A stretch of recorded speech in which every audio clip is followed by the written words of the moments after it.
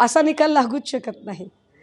आता मला माहिती आहे की मी काहीही बोलल्यानंतर झाले हे सुरू EVM वर बांगड्या फोडायला वगैरे असं सगळं म्हटलं जाईल, परंतु हेच सत्य आहे की एकनाथ शिंदे असतील, देवेंद्र फडणवीस असतील किंवा अजित पवार असतील, सार्वजनिकरित्या कितीही आनंद साजरा केला, पण जेव्हा कधी हे एकटे स्वतःला आरशासमोर उभे राहतील आणि स्वतः आरशासमोर उभे राहून स्वतःच्या डोळ्यात डोळे घालून बघायचा प्रयत्न करतील, तेव्हा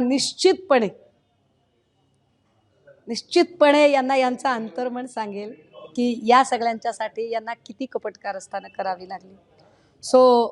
आमच्या उमेदवारांच्या प्रदर्शनाबद्दल, त्यांच्या कामगिरीबद्दल अजिबात मला वाईट वाटत नाहीये किंवा कुठलाही विषाद मनामध्ये नाहीये। ते खूप छान पद्धतीने लढले। लोकसभेच्या वेळेला सुद्धा आम्ही EVMच्या संबंधाने बोललो होतो। मी जरा आपल्याला आठवण करून दिली पाहिजे की अमोल कीर्तीकरांच्या निवडणुकीच्या संदर्भाने जे घडलं त्याच्यामध्ये आम्ही स्पष्टपणे आमचा आक्षेप नोंदवला आणि आम्ही कोर्टामध्ये सुद्धा गेलो। फक्त अमोल कीर्तीकरच नाही, आम्हाला ज्या एकूण जागा आमच्या अपेक्षित होत्या त्या जागा तब्बल आमच्या जागा 13 ते 17 मध्ये आम्हाला अपेक्षित होत्या, परंतु त्या 9 वर आल्या आणि तेव्हाही आम्ही हे म्हटलं की या जागा आमच्या ज्या कमी झाल्या त्याच्यावर आम्हाला आक्षेप आहे म्हणून। त्यामुळे आत्ताही ते म्हणणं आहे, पण एक नक्की हे सगळं 100% EVMने झालंय असं मला अजिबात वाटत नाहीये। 60-70% याच्यामध्ये EVMचा सहभाग आहे, 30% मात्र इतरही कारणं आहेत। त्यातलं एक महत्त्वाचं कारण अंतर्गत लाथाळ्या हे पण असू शकतं, कारण ज्या पद्धतीने कराडच्या जागेवर सत्यजित पाटणकरांची उमेदवारी येते किंवा सांगोल्यामध्ये दीपक आबा साळुंखेंच्या विरोधातल्या उमेदवाराच्यासाठी धैर्यशील मोहिते पाटील उघडपणे प्रचार करतात, विशाल रामटेकेंच्या विरोधातल्या उमेदवाराच्यासाठी सुनील केदार उघडपणे प्रचार करतात, किंवा इकडे प्रणिती शिंदे आणि सुशीलकुमार शिंदे ऐन वोटिंगच्या दिवशी अजून काहीतरी बोलून मतदारांना भ्रमित करायचा प्रयत्न होतो, किंवा बडनेरा मतदारसंघामध्ये ज्या पद्धतीने सगळ्या लोकांची एक युती होते आणि एकटा उमेदवार लढत असतो, मला त्या बडनेराच्या उमेदवाराचा अभिमान आहे की तो ताकदीनं लढलेला आहे। त्यामुळे उमेदवार कुठेच कमी पडलेले नाही आहेत। हे जे काय म्हणता येईल त्याला अंतर्गत जो सुसंवाद आहे तो सुसंवाद कमी पडला का यावर आम्हाला विचार करावा लागेल। निश्चितपणे काही जागांवरती काँग्रेसकडून आमची घोर निराशा झालेली आहे। निश्चितपणे काँग्रेसकडून काही जागांवर आम्हाला ठरवून असहकार्य झालेलं आहे आणि ते आता ठामपणे आम्ही मांडलं पाहिजे। मी शब्द वापरताना ताई फार कॅल्क्युलेटेड वापरला की काही ठिकाणी हे झालेलं आहे। हे आमच्या बाबतीत अमरावती बडनेरामध्ये झालं, नागपूर रामटेकमध्ये झालं, सोलापूरमध्ये झालं, सांगोल्याच्या जागेवर झालं, पाटणच्या जागेवर झालं। त्यामुळे जिथे हे घडलेलं आहे तिथे आम्हाला बोलावंच लागेल, परंतु एकूण ओव्हरऑल आघाडी म्हणून काय निर्णय घ्यायचा तर मला वाटतं यावर निश्चितपणे उद्या किंवा परवा पक्षप्रमुख पत्रकार परिषद घेतील आणि सगळ्या पत्रकारांशी संवाद साधून आपली भूमिका स्पष्ट करतील। नित्यदादा अजूनही निकालामध्ये बिझी आहेत। माझं पक्षप्रमुखांशी आणि काही वरिष्ठ 2-4 नेत्यांशी बोलणं झालं। आमच्या सगळ्यांच्यासाठी हे निकाल अतिशय अनएक्सपेक्टेड आहेत। अनएक्सपेक्टेड म्हणण्यापेक्षा आमचा विश्वासच नाही आहे या निकालावरती असं म्हटलं तरी चालेल, कारण ज्या ताकदीने आम्ही सभा घेतलेल्या आहेत, उदाहरणार्थ कुडाळ मालवणची जागा वैभव नाईकांची जागा जाऊ शकते यावर मी विश्वासच ठेवू शकत नाही, किंवा बुलढाण्यातली आमची जयश्री शेळकेची जागा जाऊ शकते याच्यावर माझा विश्वासच बसत नाही आहे अजून पण। राधानगरीत KP पाटलांची जागा जाऊच शकत नाही। अशा अनेक जागा आहेत की त्या जागा जाऊच शकत नाहीत असं अजूनही वाटतं। पण सगळ्या स्वायत्त यंत्रणा जर त्यांच्या स्वाधीन असतील, अभिजित भैया मी या निमित्ताने एक गोष्ट आपल्याला सांगितली पाहिजे, लोकशाहीचं सगळ्यात मोठं सौंदर्य हे विरोधी पक्षांचं सहअस्तित्व असतं, परंतु ते विरोधी पक्षांचं सहअस्तित्व जर सगळं मुळापासून उखडून काढायचा भाजपचा प्रयत्न असेल आणि ती आसुरी सत्ताकांक्षा इतकी आहे की विरोधी स्वरच नाही उमटला पाहिजे आणि त्यासाठी सगळ्या स्वायत्त यंत्रणा जर कामाला लागत असतील तर या देशात लोकशाही आहे का यावर खरंच विचार करावा लागेल। पण याला जोडून अजून एक गोष्ट सांगितली पाहिजे, आमच्या सगळ्या कार्यकर्त्यांमध्ये काल एक चर्चा चालू होती की आपल्याला सत्तेत बसायचं किंवा काय करायचं कशासाठीचं, तर तुम्हाला सांगते प्रामाणिकपणे आमच्या कार्यकर्त्यांमध्ये मंत्रीपद खातेवाटप याची चर्चा होत नव्हती। आमच्या कार्यकर्त्यांमध्ये चर्चा ही होत होती की ताई हे लोक जर पुन्हा निवडून आले तर पुढची 5 वर्ष आपल्याला आत्ता जेवढा आपण खोट्या केसेस, दडपशाही आणि गुंडशाहीचा आपण त्रास सहन केलाय त्याच्या दुपटीने त्रास आपल्याला कदाचित पुन्हा सहन करावा लागेल. तर तो त्रास आम्हाला आत्ता होणार आहे याची आम्ही मानसिक तयारी करून घेतलेली आहे. आणि आपल्या मुंबई तकच्या कॅमेऱ्यासमोर हे ठामपणे सांगितलं पाहिजे की कुठल्याही अर्थाने कसंच आमचं मॉरल अजिबात डाऊन झालेलं नाही आहे, अजिबात ते नैतिक खच्चीकरण झालेलं नाही आहे. कारण आम्हाला माहिती आहे आम्ही आमचा 100% दिलेला आहे. आम्ही 100% लढलोय, आम्ही 100% प्रयत्न केलेले आहेत आणि आम्ही कमी पडलेलो नाहीत. मला असं अजिबात वाटत नाही आहे. मला उलट असं वाटतं की जर लाडकी बहीण चा जर परिणाम झाला असता तर त्यांना पुढे कटोगे बटोगे किंवा एकही सेफही करावं लागलं नसतं. त्यामुळे लाडकी बहीणचा कुठेही परिणाम झालेला नाही, हे पहिली गोष्ट. दुसरं असं की जेव्हा तुम्ही म्हणताय की काय हिंदू मतं विभाजित झाली आहेत का किंवा सरकली आहेत का, तर तसंही वाटत नाही.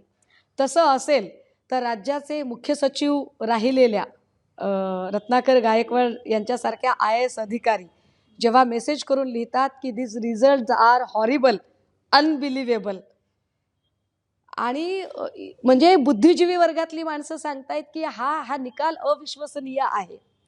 त्यामुळे आत्ता जे चित्र आपल्याला दाखवलं जाते, लाडकी बहीणचं चित्र दाखवलं जाते किंवा अजून काही, तर हे म्हणजे विश्वास ठेवण्याच्या पलीकडचं आहे. आम्ही ज्या पद्धतीने फिरलोय, ज्या पद्धतीने वागलोय, बोललोय, आणि महत्त्वाचं हरियाणाचा निकालाचा इकडे त्याचं सुद्धा मला काही वाटत नाही आहे. माझं स्पष्ट म्हणणं आहे की हरियाणाला स्टेट वाईड चेहरा नव्हता, पण महाराष्ट्राला पवार ठाकरे हा फार मोठा चेहरा होता. हां, एक कारण मी मान्य करू शकते. समजा षण्मुखानंद हॉलमध्ये पहिली बैठक महाविकास आघाडीची झाली आणि त्या बैठकीमध्ये सन्मान्य पक्षप्रमुखांनी सांगितलं होतं की कुणाचा का असेना पण मुख्यमंत्री पदाचा चेहरा जाहीर करा. तो चेहरा जाहीर करणं गरजेचं होतं असं मला नक्की वाटते. उद्धव साहेबांनी तेव्हा हेही सांगितलं होतं की पवार साहेबांनी, बाळासाहेब थोरातांनी, पटोलेंनी कोणताही एक चेहरा सांगावा, मी इथल्या इथं त्याला सहमती द्यायला तयार आहे. म्हणजे तो चेहरा कुणाचाही असो, आम्ही सहमती देऊ. काय झालं असतं त्याच्यामुळे की जर चेहरा जाहीर झाला असता तर आत्ता जे केलं की बाबा ज्याचे जास्त उमेदवार निवडून येतील त्याचा चेहरा असेल, तर त्याच्यामुळे कदाचित तुझे जास्त येतील का माझे जास्त येतील याच्यामध्ये काही अंतर्गत लाथाळ्या झाल्या का, हे एक कारण मी नक्की मान्य करू शकते.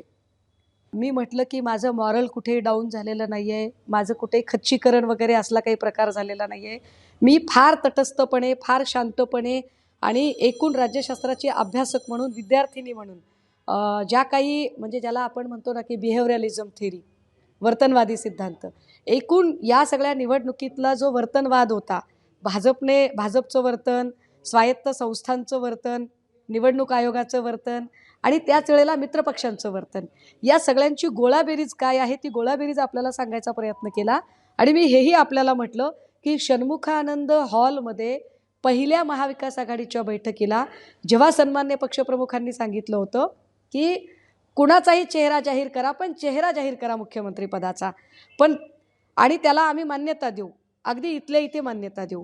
काय झालं ना की ज्याच्या जास्त सीट्स त्याचा मुख्यमंत्रीपदाचा चेहरा असं जे म्हटलं गेलं, त्यामुळे बऱ्यापैकी एक चेकमेटचं राजकारण झालं का, हा पण विचार करण्यासारखा मुद्दा आहे. परफॉर्मन्स आम्ही दाखवला आहे ताई, माझं पुन्हा तेच म्हणणं आहे. आम्ही परफॉर्मन्स दाखवला आहे, आम्ही लढलोय, आम्ही भिडलोय आणि आम्ही आमच्या पूर्ण ताकदीने आमचं 100% दिलेलं आहे.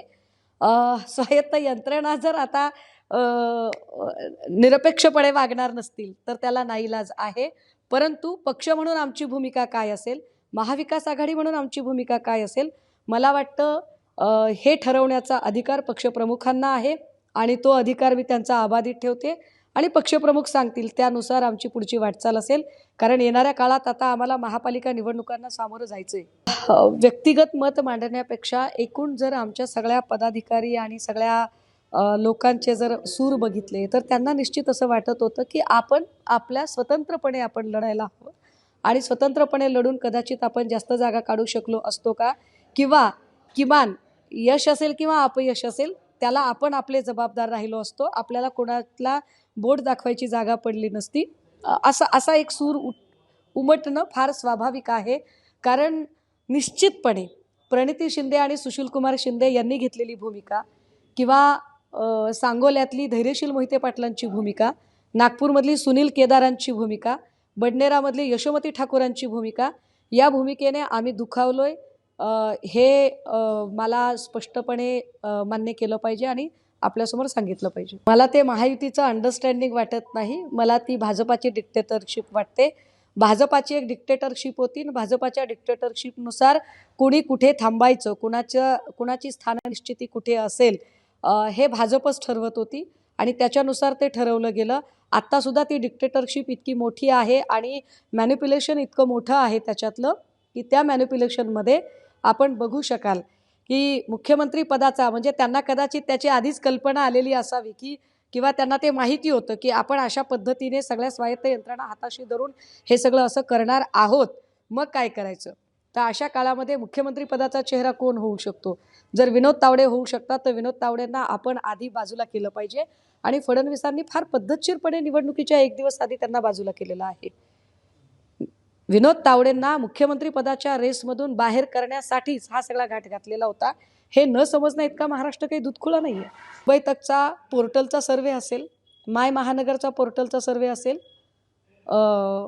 ABP माझाचा असेल, पुढारीचा असेल, कितीतरी यूट्यूब आहेत, पोर्टल आहेत, वर्तमानपत्र आहेत, ज्यांचे ऑनलाईन सर्वे जर बघितले तर त्या सगळ्या सर्वेमध्ये सगळीकडे 70 ते 80% मध्ये महाविकास आघाडी दिसते. सगळ्याच्या सगळ्या सर्वेमध्ये सगळ्यात लोकप्रिय नेतृत्व कोणतं?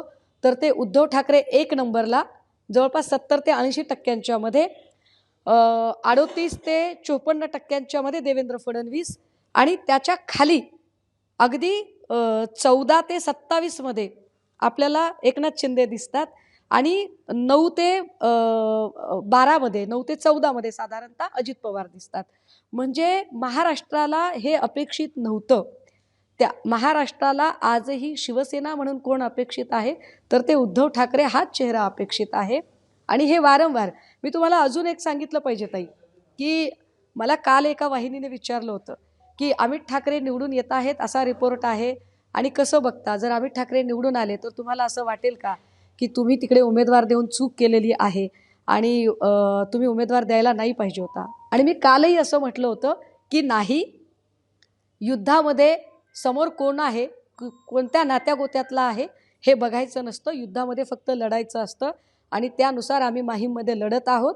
दुसरी गोष्ट, शिवसेनेचा हा USP आहे. भलेही कुणी काही म्हणो की तुम्ही उमेदवार फार साधे दिले, कच्चे दिले, शिवसेनेचा हा USP आहे. शिवसेना सामान्यातल्या सामान्य माणसाला उमेदवारी देते आणि सामान्याचा असामान्य व्यक्ती करून दाखवते.